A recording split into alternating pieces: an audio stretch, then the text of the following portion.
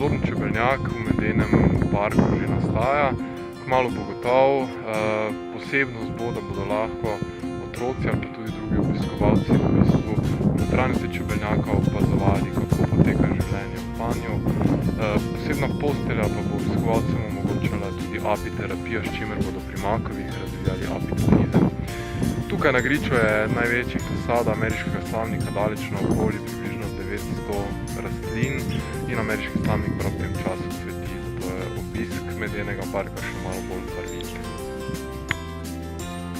Tako rekoč v središču Maribora so pri makovih na posestvu Sončni raj postavili tale zipline,